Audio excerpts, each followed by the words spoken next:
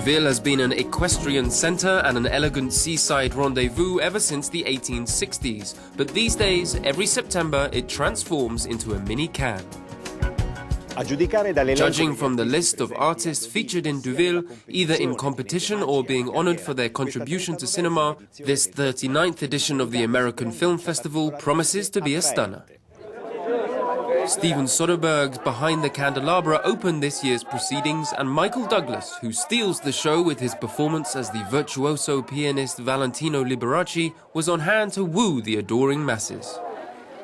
I had lots of time. As you know, I was getting over cancer. We had to postpone the movie for a year, so I had a lot of time to rehearse.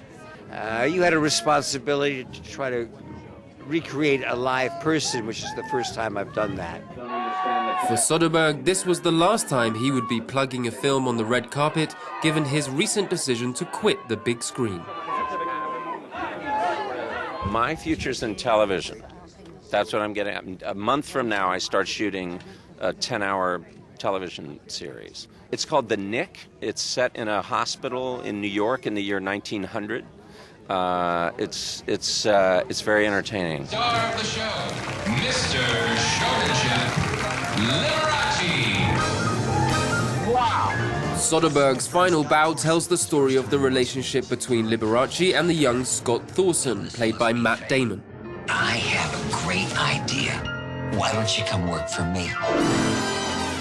As what? I need a companion, a bodyguard, someone I can talk to. Say yes, gods. The first of 4 Lifetime Achievement tributes awarded this year at Deauville went to Cate Blanchett. The Australian has committed herself to performing theatre back in her homeland, but has not followed Soderbergh in deserting cinema. After receiving her own cabin on the beach, the festival's signature prize, she took time to answer our questions, namely, which of the many characters she's played has she loved the most? Gosh, I try not to fall in love with any of them. I suppose it's more the experience of making the film. I loved working with Ron Howard on The Missing in Santa Fe. I absolutely adored being in San Francisco with Woody and the gang. But probably working with Todd Haynes, Steven Soderbergh, who's been here. You know, work with him and get in a heartbeat if he wasn't going to give it all up. Jasmine! Oh my God! Look at you. Your place is homey. Oh, the flight was bumpy. The food was awful. I mean, you'd think first class. I thought you were tapped out. I'm dead broke. Really, I mean, the government took everything. All I can say is you look great. Now who's lying? Blanchett was also at Deauville for the preview of Woody Allen's Blue Jasmine, in which she stars as a society woman on the skids.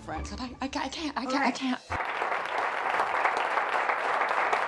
Forrest Whitaker was on hand to promote Lee Daniels' The Butler, in which he stars as a servant named Cecil Gaines, based on the real-life White House butler Eugene Allen, who served 8 presidents between 1952 and 1986.